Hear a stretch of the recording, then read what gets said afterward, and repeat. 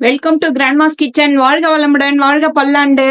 Summer season ஆரம்பிச்சிருச்சு இல்லைங்களா? Summer season ஆரம்பிச்சாவே நமக்கு வெயில் இருக்கும், கூடவே வெரைட்டிஸ் ஆஃப் மாங்காய் கிடைக்கும். மாங்கால விதவிதமா ஊறுகாய் செஞ்சு சூப்பரா சாப்பிடலாங்க. மாதா ஊட்டாத சோற மாங்காய் ஊட்டுன்னு சொல்லிட்டு சொல்லுவான் இல்லையா?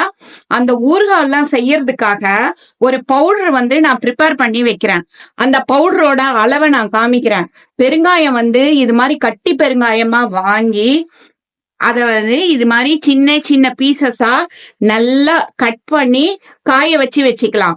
அத ஃபர்ஸ்ட் வானலியில போட்டுடலாம். 50 கிராம் பெருங்காயம், அது கூட ஒரு 50 கிராம் வெந்தயம், ஒரு 25 கிராம் கடுகு, இது மூணையும் வானலியில போட்டு நல்லா ஃப்ரை பண்ணி ட்ரை பவுடரா அரைச்சி எடுத்து ஒரு பாக்ஸ்ல போட்டு வச்சிட்டோம்னா அது நல்லா இருக்கும்.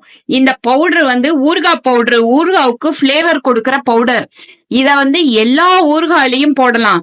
ஊறுகால மாத்திரம் கிடையாதுங்க, நம்ம புளியோதரை கலக்குறோம் இல்லைங்களா, அதுலயும் பிளேவருக்கு கொஞ்சமா லைட்டா இப்படி லைட்டா தூவி கலந்து சாப்பிட்டு பாருங்க.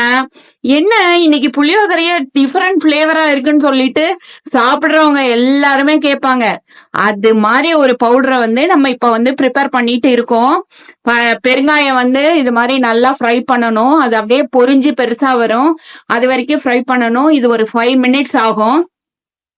பாருங்க, பெருங்காயம் எவ்வளவு அழகா சூப்பரா அப்படியே குண்டு குண்டு குண்டா பொரிஞ்சு வந்துருச்சு. இது கூட நம்ம இப்ப 50 கிராம் இருக்கிற மாதிரி எவ்வளவு பெருங்காயம் எவ்வளவு கிராம் எடுத்துக்கிறோமோ அதே அளவுதான். நான் இப்ப 50 கிராம் பெருங்காயம் எடுத்திருக்கேன். அதே மாதிரி 50 கிராம் வெந்தயம், இத போட்டு வறுக்கணும். அது கூடவே கடுகு இருக்கு இல்லையா, அந்த கடுகு 25 கிராம், அதையும் கூடயே போட்டு வறுத்தரலாம்.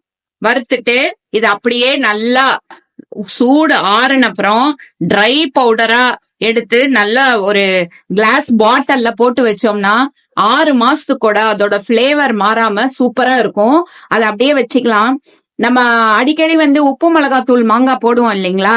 மாங்காய் வாங்கி உப்பு மிளகாத்தூள் கொஞ்சமா ஜீனி இல்லாட்டினா வெல்லம் எல்லாம் போடுவோம்ல, அந்த இதுல கூட இந்த பவுடரை லேசா ஒரு 2 பிஞ்ச் இருக்கிற மாதிரி தூவினீங்கன்னா அதோட பிளேவரே ரொம்ப டிஃபரெண்டா சூப்பரா இருக்கும். அதுக்கப்புறம் அதுல ஒரு தாளிப்பையும் தாளிச்சு கொட்டிட்டீங்கன்னா அவ்வளவு சாதம் சாப்பிடலாம். அதுக்கு தயிர் சாதத்துக்கு வச்சுக்கிட்டு. இப்ப பாருங்க, கடுகு நல்லா பொரிஞ்சு வருது. கடுகு நல்லா பொரிஞ்சு வந்துருச்சா? இப்ப அடுப்பு ஆஃப் பண்ணிட்டு இத சூடு ஆற வச்சு மிக்சியில போட்டு பவுடர் பண்ணி வச்சுக்கலாம். நம்மளுக்கு இப்ப ரெடி ஆயிருச்சு. தேங்க்ஸ் ஃபார் வாட்சிங். வாழ்க வளமுடன், வாழ்க பல்லாண்டு.